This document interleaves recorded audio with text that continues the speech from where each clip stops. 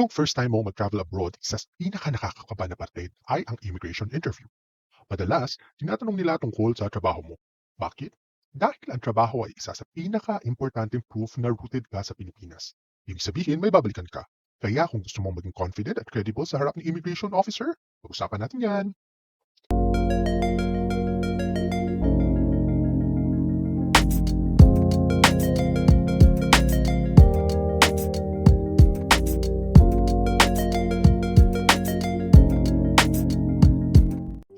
Ang tinatawag na work verification check ay yung proseso kung saan chine-check ng immigration officer kung legitimate ba ang trabaho mo.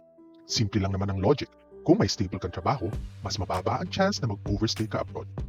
Kung hindi believable ang sagot mo or wala kang proof, pwedeng isipin nila na may ibang plano ka. Kaya, importante na laging handa ka. Papaano mo ipapakita ang credibility mo bilang traveler? Una, magdala ka ng proof of employment. Kung may company ID, employment certificate, o recent payslip, malaking tulong na yun. Pangalawa, siguraduhin na consistent ang lahat ng sagot mo. Kung anong nakalagay sa visa application mo or doon sa immigration form, dapat tugma sa sagot mo sa immigration. Pangatlo, keep it simple. Hindi kailangan ng sobrang detalye. Diretsong sagot lang. At higit sa lahat, ipakita mo yung confidence. Hindi ibig sabihin na magyabang, pero ipakita mo na alam mo ang ginagawa mo at wala kang tinatago. Kung freelancer or self-employed ka, huwag ka mag-alala. May paraan pa rin para maging credible. Kung freelancer ka, ipakita mo yung kontrata, yung invoices, or kahit screenshot ng active projects mo.